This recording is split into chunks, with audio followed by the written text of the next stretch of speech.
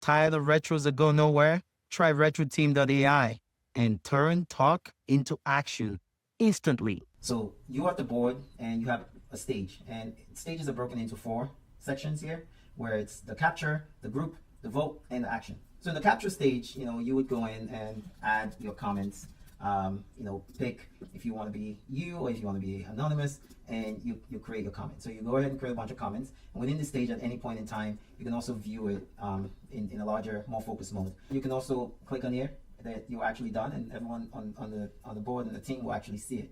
The facilitator can make changes, and in this case they can go over here and say, okay, every comment that you enter, everyone else can see it. But we like to keep it private so you don't have some kind of a bias mode where people are seeing the same comments and they're entering the same thing. So it's always good to sort of leave it this way, but in some cases that might not be it.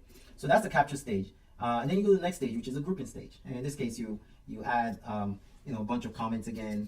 In this case, let's say comment 2, and then you start to group it. So you can take this, put it together. Now you have a group. You can update this group name.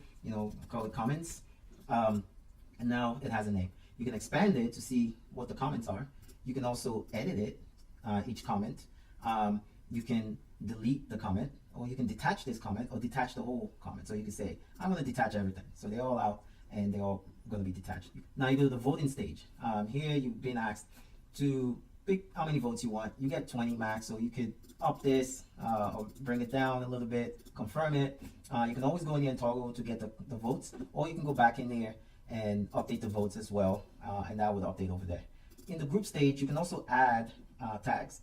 Tags are really, really important because it's good for you to know over time how your team is doing. So if your team has been collaborating a lot, or in speed, especially if it's specific to this group. And you can enter your own custom tags, like happy, let's say team has been happy, so you created your own tags.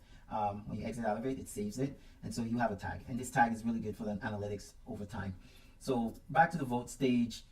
You're voting, you're done voting, everyone knows you're done, and then you move on to the action stage. This is the last stage where you can pick and choose what you want to have conversation about, and still add more comments in here depending on new things do come up. And you can close it out or open everything all out. This is also one of the critical parts where you start to add your actions. So you're having conversations about the things that you talked about, the things that you've grouped, and now you want to add some actions to have people who go work on things. So we have our AI here that's generated some actions. You can just take that, copy it, or add some more information about it. You can assign it to someone. You can also assign a date, and you create that in there. So these are the 4 stages that you go through when you are having a retrospective with your team. And I hope much for using Retro Team, and I'll be adding more videos.